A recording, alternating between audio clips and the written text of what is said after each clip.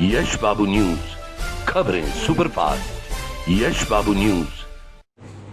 जो भारत के अंदर एक वैक्सीन बनाया जा रहा है भारत बायोटेक के सहयोग से और उनके ओवरऑल देखरेख के अंदर, इसमें पूरे देश के अंदर 13 ऐसे संस्थान हैं जहां पर ये वैक्सीन का ट्रायल किया जा रहा है। ये किल्ड वैक्सीन है, कोवैक्सीन के नाम से इसे जाना जाता है।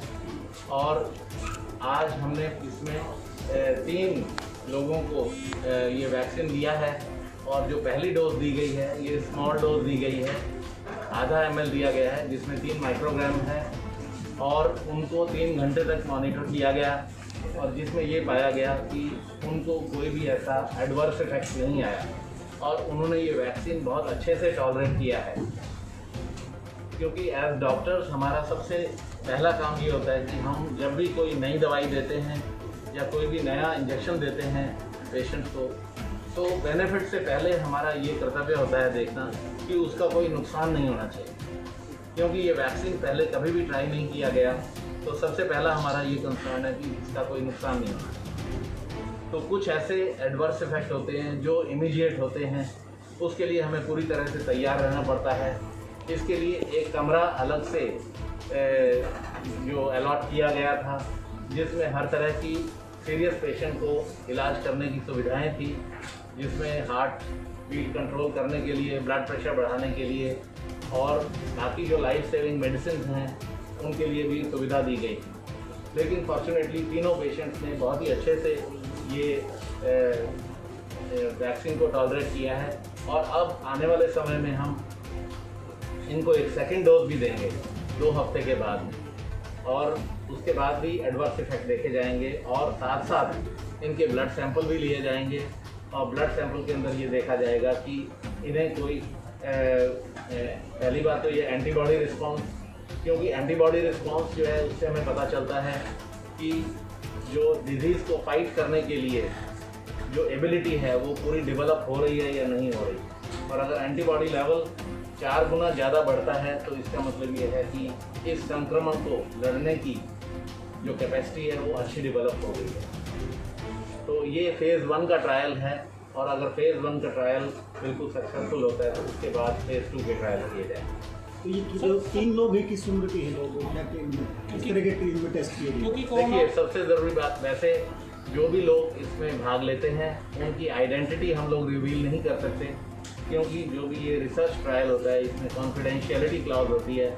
लेकिन ये सभी, ये पहले रिक्वायरमेंट है कि जिनको भी वैक्सीन दिया जाता है वो स्वस्थ होने चाहिए, उन्हें कोई कोरोना की बीमारी नहीं हो या कोई और मेजर प्रॉब्लम जैसे diabetes, high blood pressure, heart की बीमारी, गुर्दे की बीमारी नहीं होनी चाहिए और उनकी उम्र जो है 18 से 55 साल की उम्र के बीच में होनी चाहिए। लेकिन सर, जिस तरह से देखा गया ये संक्रमण बुजुर्ग आदमी को ज़्यादा इफेक्ट करता है। हाँ। क्या ये जो तीनों जो युवक हैं कौन है वो, किस स्टेज की हैं, कुछ ऐसा? ये स्टेज का है, ये 25 से 35 साल की उम्र के बीच में है और लेकिन हम 55 साल तक के आयु के लोग फेज़ 1 में रिक्रूट कर सकते हैं और फेज़ 2 के अंदर जो है 65 साल तक के लोगों को भी रिक्रूट किया जाएगा।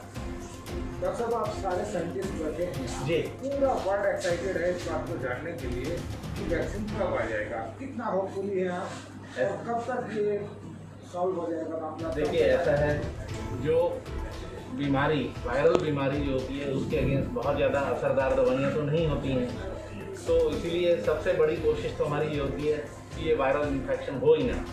लेकिन कोई ऐसे वायरस होते हैं जैसे फ्लू वायरस होता है या ये कोविड वायरस है, तो ये बहुत जल्दी से फैलता है समाज के अंदर और एक देश से दूसरे देश में बहुत जल्दी से फैलता है। तो इसके लिए जब असरदार दवाई नहीं है तो रोकना ही एकमात्र इलाज और सोशल डिस्टेंसिंग जो बताई गई है उससे हम बीमारी को रोक सकते हैं। लेकिन सोशल डिस्टेंसिंग हमेशा उसका पालन करना संभव नहीं होता, तो इसलिए अगर एक वैक्सीन पहले लगवा लिया जाए, जैसे हमारे पास बहुत सारे सक्सेसफुल वैक्सीन हैं और वैक्सीन जब सक्सेसफुल होता है तो भयंकर से भयंकर बीमारियां जैसे स्मॉल पॉक्स है, चेचक की बीमारी थी, पोलियो की बीमारी है, वो भी इस धरती से गायब हो गई हैं।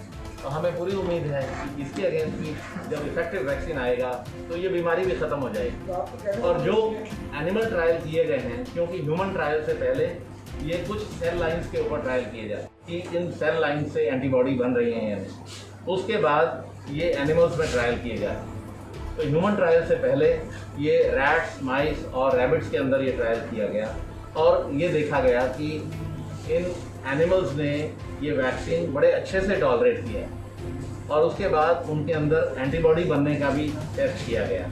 तो एंटीबॉडी भी उनके अंदर अच्छी बनी। तो उससे हमें ये एनकरेजमेंट हुआ कि अब ये ह्यूमन ट्रायल की स्टेज आ गई है।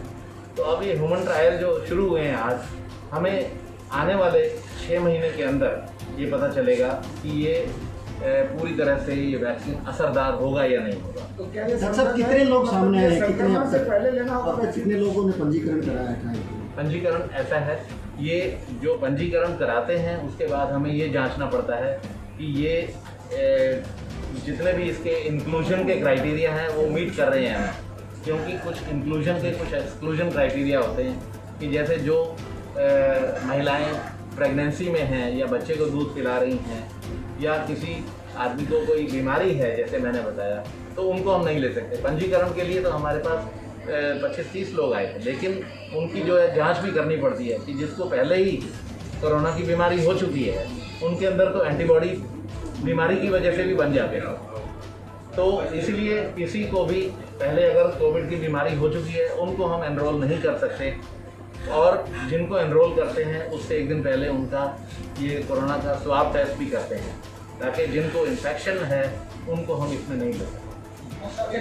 ये समझा जाए कि प्रिवेंशन ऑफ इन्फेक्शन है ये वैक्सीन। प्रिवेंशन है वैक्सीन, इफेक्टेड है उन लोगों के लिए नहीं है ना, ये दवाई इलाज करने के लिए नहीं है, ये बीमारी की रोकथाम करने के लिए, क्योंकि prevention is better than cure.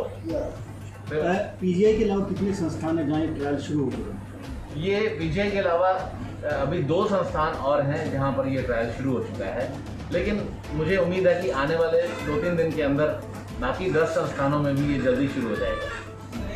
ये माने चले कि अच्छी खबर, जी, ये माने कि अच्छी खबर आने वाली है। हाँ, हमें तो पूरी उम्मीद है कि ये आने वाले समय के अंदर ये वैक्सीन डेफिनेटली सक्सेसफुल होगा और इसके अंदेशा हमें आने वाले 2-3 महीने के अंदर ही पता चल जाएगा कि जैसे जैसे एंटीबॉडी रिस्पांस बढ़ेगा तो हमें पता चलेगा कि ये असरदार है। सर दवाई बनाने की रिपोर्ट हमारे देश में लगी थी जी, क्या ये ख्याल में रखा जाएगा कि इसमें जल्दबाजी ना हो? जल्दबाजी बिल्कुल नहीं होनी चाहिए। जो वैक्सीन का डेवलपमेंट का काम है वैसे तो ये कई साल लग जाते हैं।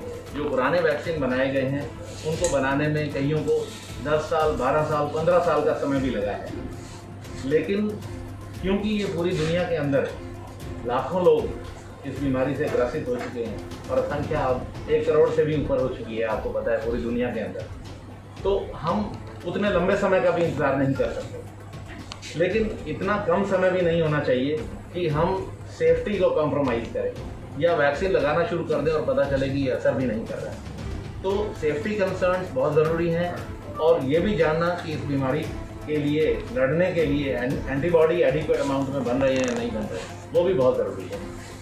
तो लेकिन मुझे लगता है कि 6 से 7 महीने से पहले ये वैक्सीन उससे पहले तैयार नहीं होगा, उतना तो समय लगेगा। डॉक्टर साहब प्लीज है कि कितने मेंबर्स की टीम इस पर काम कर रही है? देखिए, वैसे तो इसमें 3 मेन मेंबर्स हैं। डॉक्टर सविता वर्मा हमारे ये प्रिंसिपल इन्वेस्टिगेटर हैं जो प्रोजेक्ट भेजा गया यहाँ से। उसके बाद डॉक्टर ध्रुव चौधरी हैं, इसके को इन्वेस्टिगेटर हैं, और इसके बाद doctor Verma community medicine department से, ये भी इनके साथ को इन्वेस्टिगेटर हैं, और रमेश वर्मा जी। तो ये 3 लोग हैं जो इस प्रोजेक्ट के साथ मेनली जुड़े हुए हैं। बाकी तो पूरा संस्थान इनको साथ दे रहा है, और जो इसमें आगे बढ़ के ट्रायल के लिए जो आ रहे हैं, मैं तो कहूँगा सबसे बड़ा धन्यवाद हम उनको देना चाहेंगे। डॉक्टर साहब कितने लोगों का यहाँ इलाज हुआ है और ठीक हो गए, परसेंटेज क्या है, मतलब अब कितने लोग हैं? हमारे यहाँ टोटल इलाज करीब 900 साढ़े 900 हो चुका होगा। 960 के आसपास। हाँ, 950 के 960 लोगों का इलाज हो चुका है, और टोटल हमारे यहाँ इसमें से करीब 51 या 52 पेशेंट्स की डेथ हुई है। तो ओवरऑल हमारा जो सर्वाइवल रेट है बहुत ही अच्छा है। आज मैंने पर्सनली जाके निरीक्षण किया है इसका कि कितने खास तौर से जो होम आइसोलेशन में हैं हमारे पेशेंट, इस वक्त हमारे करीब 250-300 पेशेंट हैं जो होम आइसोलेशन में हैं, क्योंकि जो पेशेंट एसिम्टोमेटिक हैं या जिनको हल्के सिम्टम्स हैं, वो उनको बीमारी जो है चौथे 5वें दिन 6ठे दिन अचानक बिगड़ सकती है। अगर हम किसी को आज होम आइसोलेशन में भेज रहे हैं, इसका मतलब ये नहीं है कि वो बिल्कुल ठीक है और आने वाले 2 हफ्ते के अंदर बिल्कुल ठीक रहेगा। जिसको हम होम आइसोलेशन में भेज रहे हैं, हमें उसके लिए और ज़्यादा चौकन्ना होने की ज़रूरत है। आम अस्पतालों के अंदर ये देखा गया कि जो डिस्ट्रिक्ट हॉस्पिटल की टीम्स हैं वो उनको कांटेक्ट करती हैं, लेकिन हमने यहाँ पर एक एडिशनल एक सेफ्टी का इंतज़ाम भी किया है कि जितने भी पेशेंट्स हमारे यहाँ डायग्नोस होते हैं और हम उनको होम आइसोलेशन में भेज रहे हैं, उनके लिए हमने 4 डॉक्टर्स की ड्यूटी लगा रखी है। वो 4 डॉक्टर्स जो है मोबाइल फ़ोन के ज़रिए उनको दिन रात कांटेक्ट करते रहते हैं। मिनिमम दिन में 1 बार हर एक पेशेंट को डेली फ़ोन किया जाता है और जो भी उनको सिम्टम्स हैं वो सारे पता किए जाते हैं, और कहीं पर भी हमें अर्ली वार्निंग सिग्नल अगर मिलते हैं तो उनको एकदम से बताया जाता है कि वो अस्पताल में आएँ, और जहाँ तक हो सकता है हम यहाँ से एम्बुलेंस भेजते हैं और उनको तुरंत बुला करके भर्ती कर लेते हैं। पूरा हॉस्पिटलाइज कितने हैं और कितने आईसीयू में कितने? इस समय हमारे पास करीब 90 पेशेंट के करीब हॉस्पिटलाइज्ड हैं और ज़्यादातर पेशेंट जो हैं वो डिस्चार्ज हो चुके हैं। वेंटिलेटर पे भी